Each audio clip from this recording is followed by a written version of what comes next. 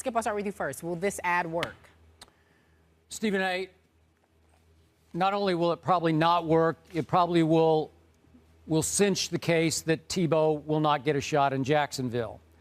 There's only one way it'll work, and that's if Mr. Khan, as in the fairly new owner of the Jaguars, reconsiders what was his initial take, which was, we want Tebow, we need Tebow. We need, as you call, Stephen A., box office to fill those end zone seats in Jacksonville. Now, again, the new GM, David Caldwell, has even here of late dismissed the Tebow talk again by saying, we just wanted a fresh start. We didn't want the same recurring themes coming back up. I get it. I don't blame him and his new coach for not wanting to go forward with the Tim Tebow, which would seem like not their kind of guy, not their guy, and it would render them sort of useless in the process. But Stephen A., you can laugh all you want at the attorney's case, but I think the jury would side with him unanimously on this. If you step back from it, it makes all the sense in the world. Let's see, Blaine Gabbert or Chad Henne or Tim Tebow. Well, the facts say Tebow won in Denver. And you always try to dismiss the facts, but he did it for quite a while. It wasn't just a couple of games. It's a lot of games. Won a playoff game. Won the division. Showed you that he can succeed in the National Football League. And if you put him back in his hometown of Jacksonville, yeah, I think he'd be terrific. I think they'd have a jolt in attendance and in victories. They signed the kids as undrafted free agents, Matt Scott and then Aaron Rodgers' little brother from Vanderbilt, Jordan Rodgers. Again, are they better than Tim? No, they're not better than Tim Tebow. He would electrify Jacksonville. The national media would flock to Jacksonville, and I believe they would become a contender in that division. Would they go win a Super Bowl? I don't know, but they'd be way better than they are right now. But again, will what some lawyer is doing advertising on local radio in Jacksonville have any impact? Probably negative impact on the new regime of the Jaguars. Stephen A., your turn.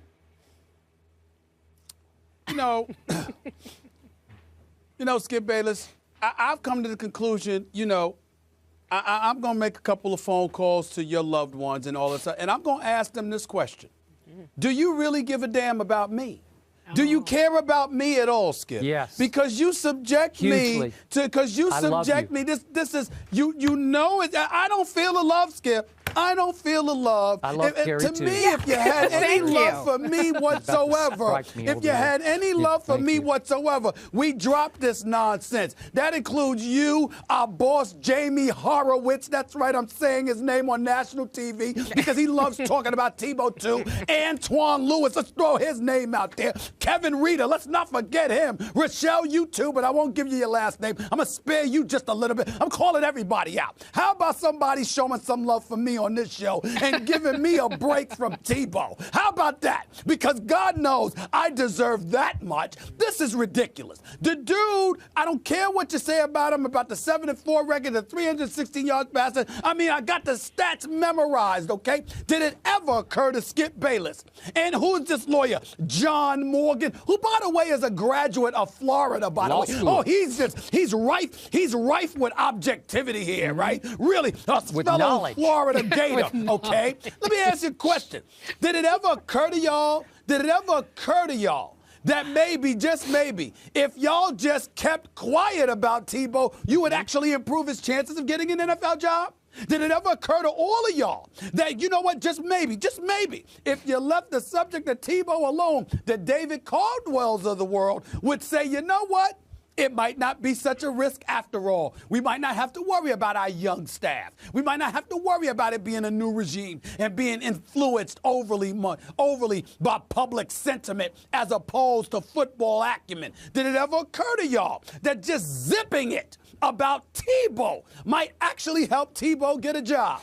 No, it doesn't, because we have to sit there and we have to talk about it. John Morgan, some lawyer we never heard of, radio and television commercials in Jacksonville. Oh, give Tebow a chance. Maybe I'll buy your season ticket. Stop. We don't care. You don't care. Just maybe. If all the